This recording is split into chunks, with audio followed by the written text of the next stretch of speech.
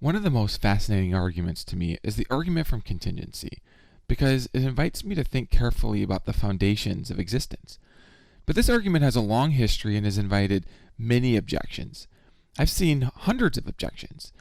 And what I want to do in this video for you is summarize what I take to be the 8 most important objections. And many of the objections that I've seen fall in the category of these 8 objections.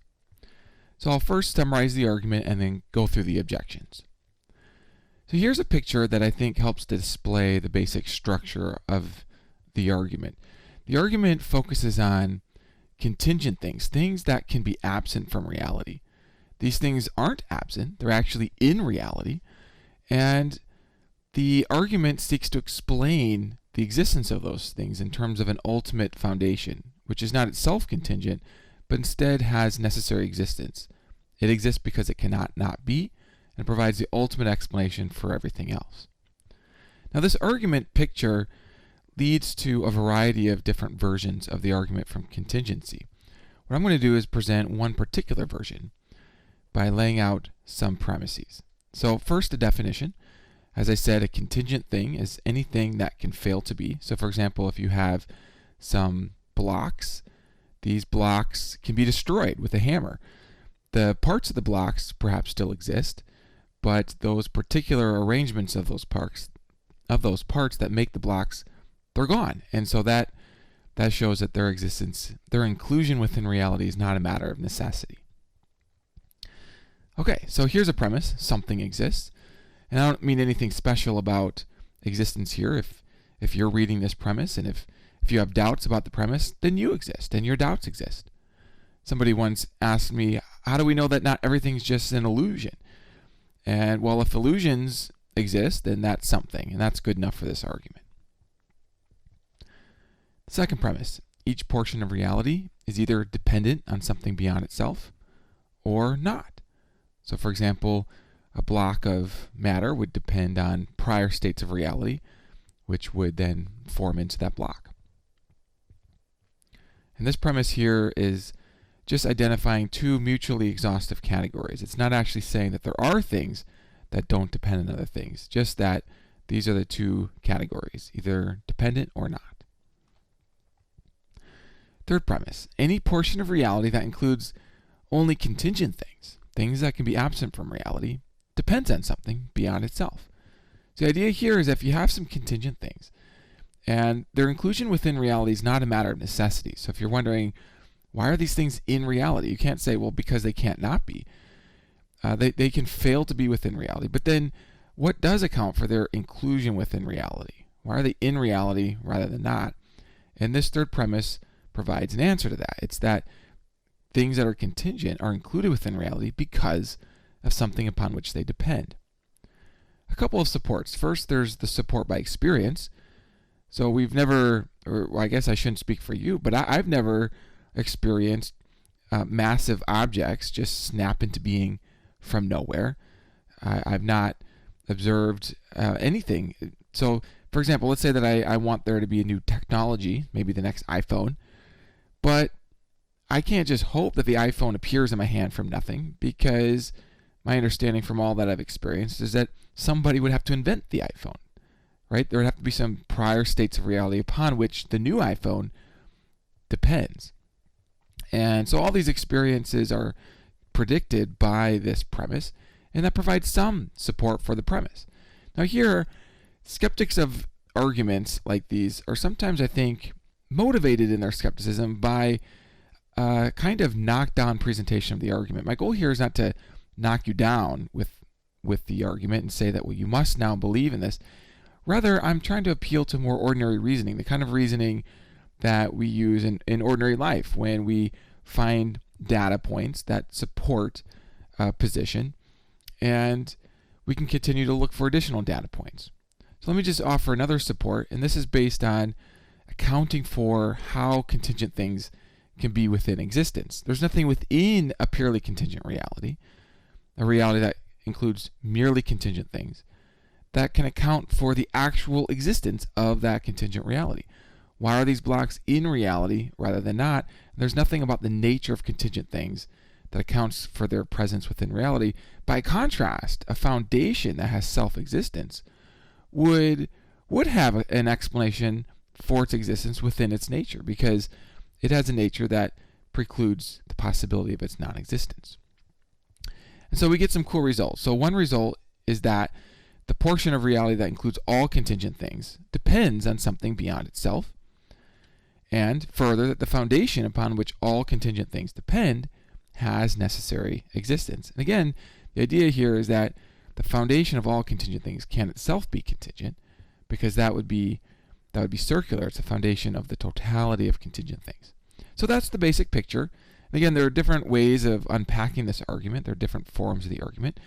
But I think this is one way of just summarizing the basic elements of the argument. Now, as I said, this argument has invited many objections.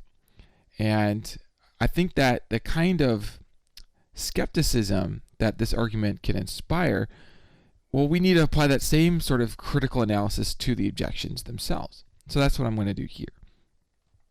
So here's an objection that comes up a lot.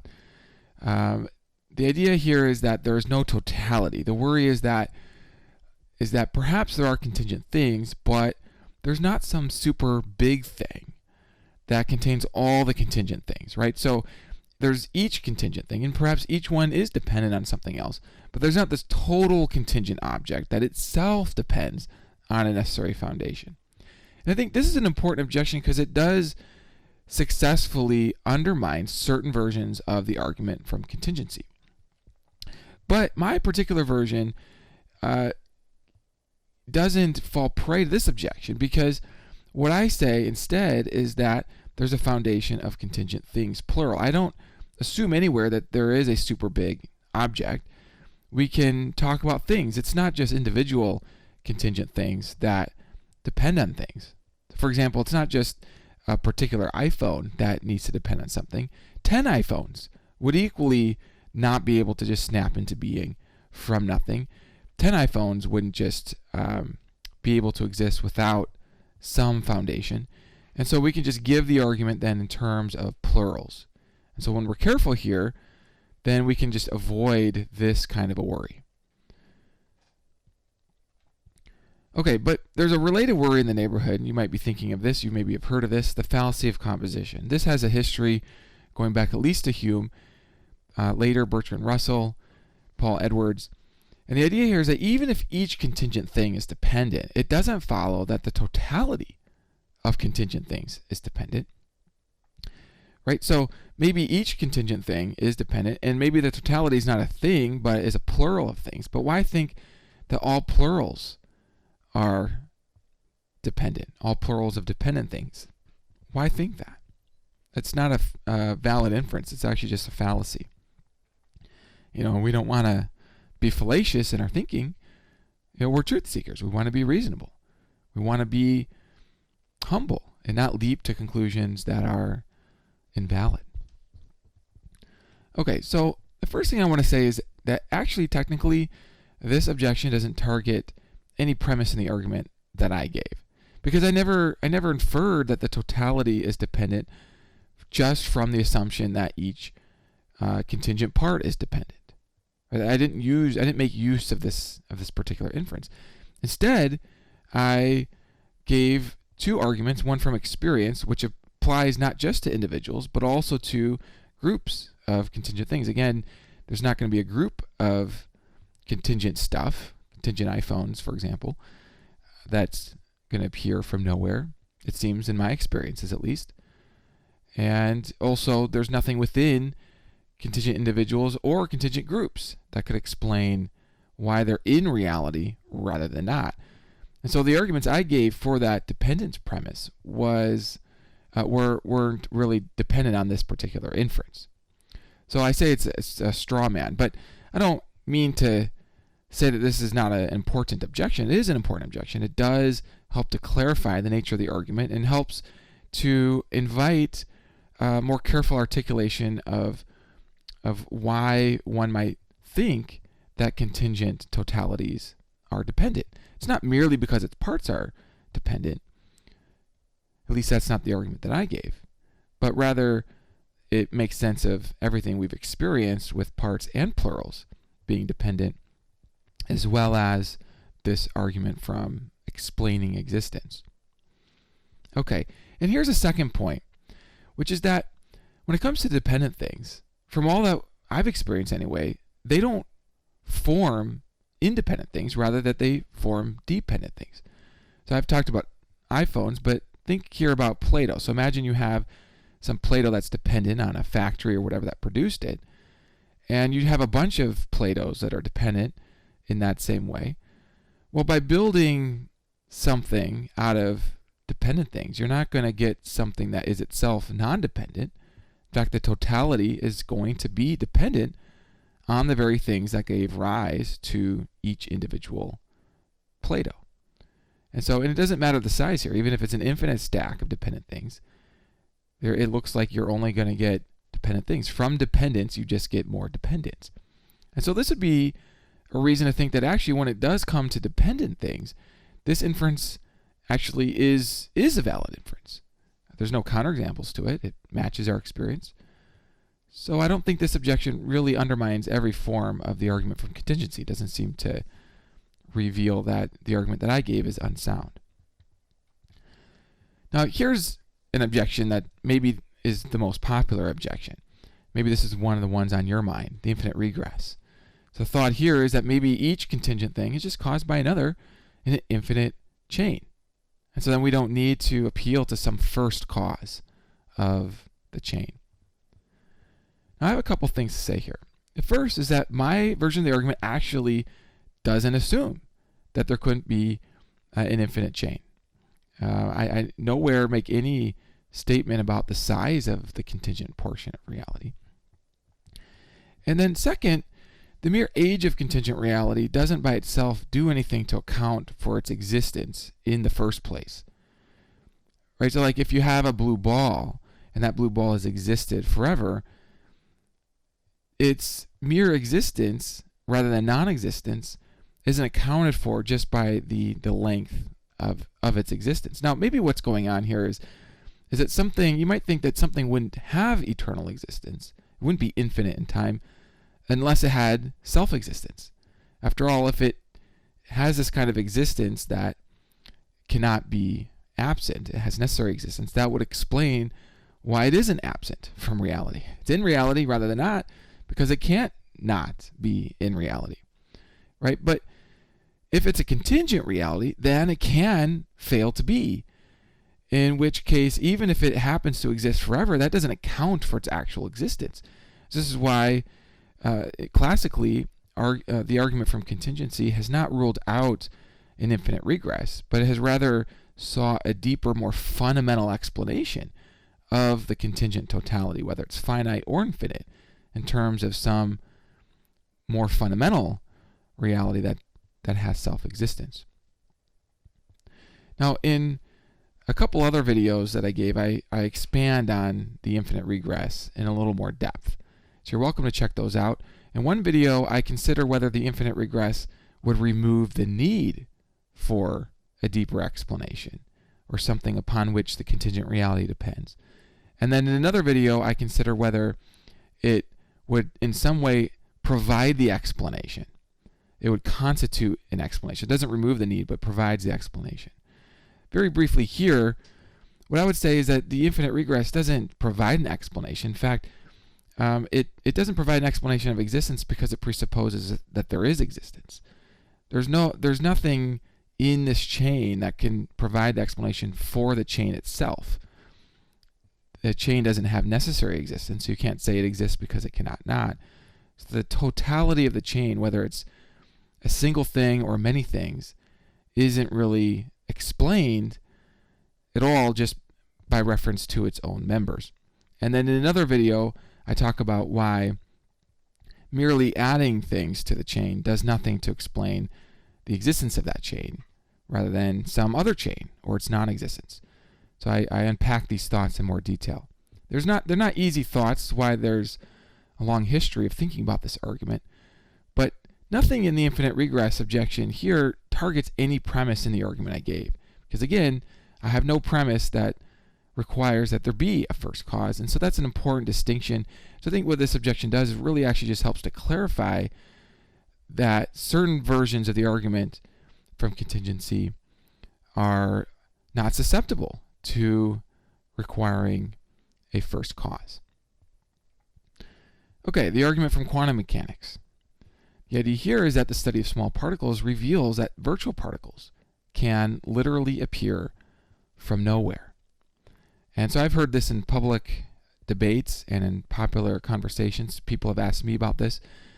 They've said, look, science, if we're going to be up to date with our latest science, we need to really allow for the possibility that the entire universe, like virtual particles, sprang into being from nothing. Now, this is a good objection. In fact, it destroys the argument. So we should just be done here. Yeah, I mean, you thought I was going to try to reply to each of the objections. Like maybe I want to defend this argument from contingency, but no, I'm a truth seeker, and I just want to follow reason wherever it leads. And so reason leads me here to see that the whole argument is based on misguided silliness. Really, I mean, you have to kind of have a pre-existing belief in the conclusion in order to even be convinced by this kind of an argument. Okay, no, that's not really what I want to say. Actually, the objection is an important objection, and it invites a distinction between two claims. So one claim is that virtual particles are not necessitated by prior physical conditions. The idea is that it's not that there's some prior state that of necessity determines the subsequent state. And this is, you might think, apparently true, or at least according to the Copenhagen interpretation of quantum mechanics. There's still the Bohm interpretation, the Everett interpretation.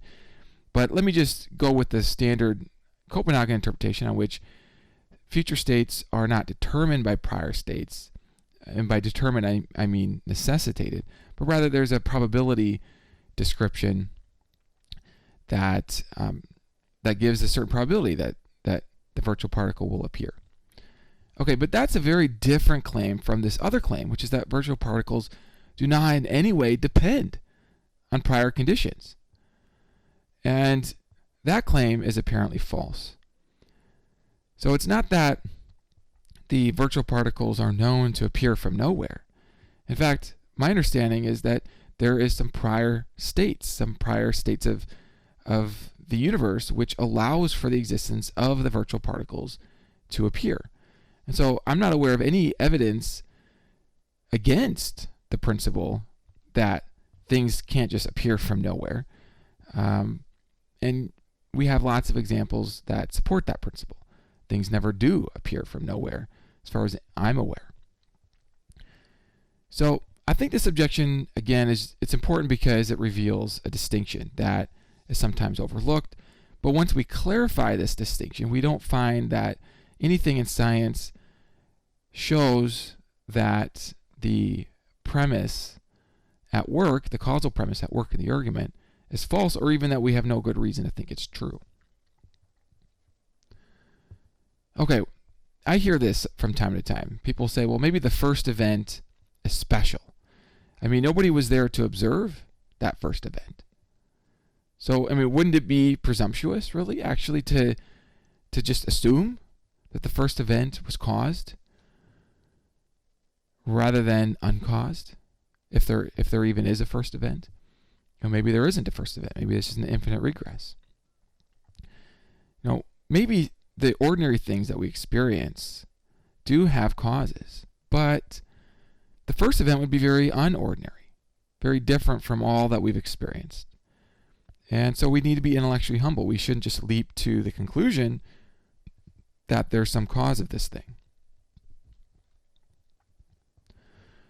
Okay, well, I have a couple of replies. So first thing is, in principle, we can make inferences based on what we have observed. So, for example, nobody has observed events that will happen tomorrow, right? Does that mean it would be presumptuous, arrogant to assume that the events of tomorrow will depend on events rather than just be chaotic, or even that there'll be a tomorrow? Well, I think we can be reasonably sure that events of tomorrow will depend on events of today. I'm assuming that you find that plausible as well. And so what I'm showing here is I know I'm not talking here about the first event. You might think, well, that's different. What I'm showing here is that we can make inferences based on what we have observed. In fact, this is how we extrapolate from our present experiences, and how we can be even reasonably sure about things that happen in remote parts of the universe, right? Like that there are planets in other galaxies, and gravity still applies on those planets, even though nobody was there to observe it, because that's a reasonable extrapolation from our experiences. Now, I realize in the history of philosophy, there's various paradoxes about how you can successfully make this inference that the future will resemble the past. I actually think that the more recent theories and developments in probability provide a successful analysis. If you want to go deep in really understanding the nuts and bolts behind this kind of inference, I think that there's a Bayesian form of probability that can answer this. But in any case, I do think this is appealing to common sense. I mean, I don't think that people are normally worried that the events of tomorrow will just happen in a completely different way from the events of today, just randomly bugs flying into existence from nowhere, but rather that things will continue to depend on prior states, as they always have. And here's a second consideration, which is, I call this the principle of irrelevant differences. The idea is that a dependent thing would not cease to be dependent in its nature merely by relocating it to a different time or place. I remember actually talking with a friend who brought up this objection 5, and this was my response to them. I said, well, consider this chair. It depends on something. It's dependent in nature. If this chair were somehow to exist at the first moment of time, would it thereby not be dependent in nature? Would it lose its dependence just by moving it to another place or time? And he was intrigued by that. In fact, actually, that motivated him to abandon this particular objection. Going from the other direction, imagine that there is some stuff that can appear from nowhere at the first moment. Okay, well then what's to stop that stuff from appearing from nowhere at just any moment, including maybe right now, right here? It seems like, again, we don't experience stuff appearing from nowhere, but if that could happen at the first moment, then the simplest explanation for that is that that sort of stuff just can come from nothing. It's not a dependent sort of a thing, in which case that would allow for that to happen all the time. Now, again, I'm not saying this is a knockdown proof or anything, but this is evidence. This is evidence that would seem to make good sense of the causal order that we experience. And so if we want to build our view of the world on theories that make good sense of our experiences, then I don't see that this fifth objection really undermines the argument from contingency that I gave. Okay, here's a more advanced objection that is common in various forms among contemporary philosophers. And it's a problem of bootstrapping, I call it. The idea here is that the cause of contingent reality is either itself contingent or not. It's necessary. But both of these options lead to a certain problem. So if the cause is contingent, then that's a problem because that leads to circularity. But the cause can't be necessary either, because then the effect would be necessary. You can't get anything but a necessary effect from a necessary cause. A necessary cause can't produce an effect that has a different nature, such as being contingent. So therefore, there can't be a cause of the contingent totality. Now, I think that this bootstrapping problem, again, there's different ways of unpacking it. I think some versions of the argument from contingency are more susceptible to this problem than others. I think the version that I gave doesn't fall prey to this. And in particular, this premise here that the cause can't be necessary because then the effect would be necessary. First, let me just give a concessory point. Let me just say that I do think, as others do, that a necessary thing really can't cause the contingent effect mechanically. So, as we understand mechanical causation, the nature of the effect would be like the nature of the cause. But that leaves open another option, which is that a necessary foundation produces a contingent effect, not mechanically, but via a spontaneous action. And there's different ways you might understand this. Perhaps a neutral way would be to think in terms of the Copenhagen interpretation of quantum mechanics, where you have a cause that makes probable certain effects and unprobable other effects, doesn't necessitate its effects. So even if the cause is necessary itself, its effects could be contingent.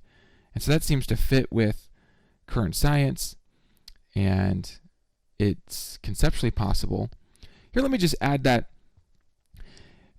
I've actually seen somebody say that, well, you have to first show that spontaneous action is possible in order to make this response to this objection. But actually, I think that the argument for the possibility of spontaneous action is the argument from contingency that I gave, because the premises are independently motivated, and the conclusion of those premises just follows right from the premises. And so if mechanical causation is ruled out, well, then it would just follow that spontaneous action is possible.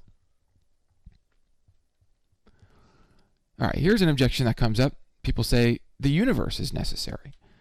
Now, why can't the kind of most basic elements of our physical universe be the necessary foundation? Why think that necessary foundation has to be some spooky, transcendent thing that goes beyond the things of ordinary experience? All right, so, well, in my reply, let me just note that the argument from contingency has more than one stage. So philosopher William Rowe, he divides the argument from contingency into two stages. In the first stage, we focus on the existence of an independent foundation of all things. Then in the second stage, we look at the nature of that foundation. And so far, I've only looked at the first stage of the argument from contingency, and that leaves wide open the second stage. And so technically, this objection doesn't target any premise in the argument or the conclusion of the argument. It's completely compatible with the argument that I gave. I think this is important to realize because atheists and theists alike can accept the conclusion of stage one of the argument. I think oftentimes the argument from contingency is maybe presented in a sort of knockdown fashion. I'm going to knock down your beliefs if you don't believe in God.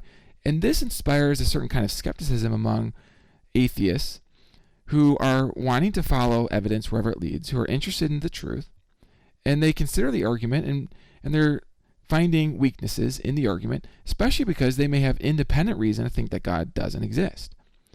And so then I think what can happen is people can become, in a sense, overly skeptical of the first stage of the argument. Actually, atheists and theists alike can celebrate in a kind of unity about an argument that leads to a two-category view of reality where contingent things depend ultimately on a necessary foundation. And this view of the world, where contingent things are dependent in their nature and that there's a foundation that is not itself dependent, this is a helpful, fruitful view of the world, no matter what other beliefs that you have about the nature of the foundation. So I do think it's interesting to go on to stage two and look carefully at the nature of the foundation. But there's nothing in the first stage that rules out that the foundation is material. That comes later as we think about things further. And of course, the second stage is one where philosophers and theorists and thinkers can debate. And so you can come away from looking at stage two thinking, okay, well, maybe the foundation could be a supreme material thing. And so I'm not ruling that out here. All I'm doing is, again, focusing on stage one. All right, so some people say the argument is just too lofty.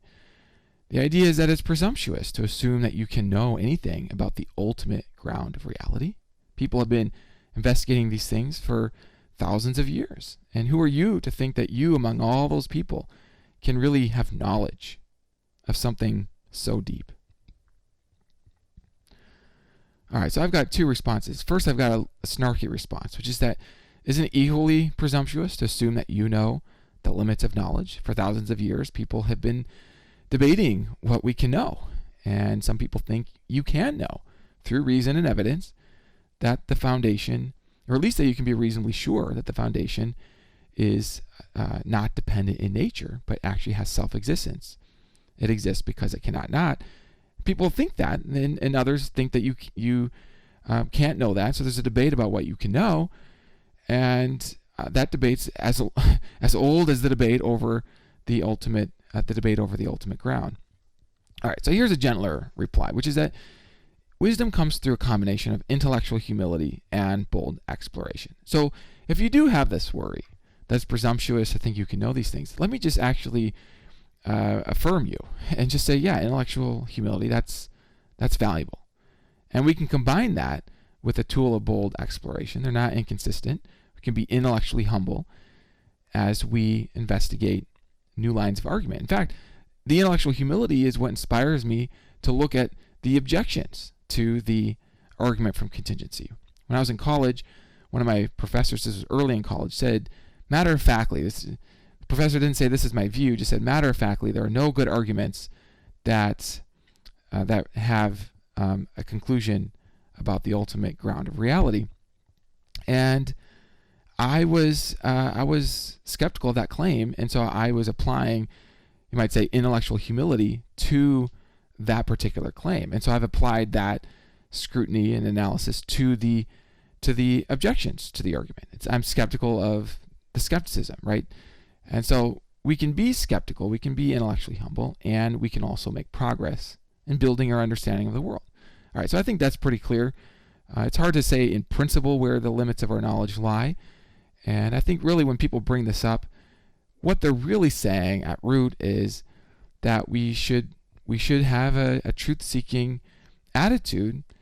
And I think oftentimes maybe they're responding to a kind of overly bold presentation of an argument where maybe the person presenting the argument appears to be trying to knock down skeptics rather than give an opportunity for skeptics to explore further. All right, so let me just give you some final thoughts about the argument. I mean, there are other objections to consider. Those are the 8 main ones that I see, and I hope it's helpful for you to just see some further analysis of those. One thought here is that 2 things I see inspire skepticism of the argument from contingency and arguments in general, and that's bad forms of an argument as well as good arguments that are badly presented. And here let me just focus a bit on badly presented arguments. This can happen when somebody takes an argument and they weaponize it, and they, in a sense, it seems like they're seeking to show that people who disagree with the conclusion are irrational or foolish. And this kind of presentation breeds, I think, over-skepticism. Okay? The kind of skepticism that fails to also be skeptical of the objections brought to the argument. You sort of scan for a weakness and then you say, oh, the argument's silly. But instead of blaming the skeptic for that, I would actually want to just kind of take responsibility for somebody who's presenting the argument. I want to do a good job presenting the argument carefully and in a way that is serving people and not knocking them down. It is, I think, easier to bash an argument than to build knowledge. And so there's many objections to the argument from contingency, and they're important. They're important objections because there are many versions of the argument, and the objections serve to clarify the argument and to expose problematic versions of the argument.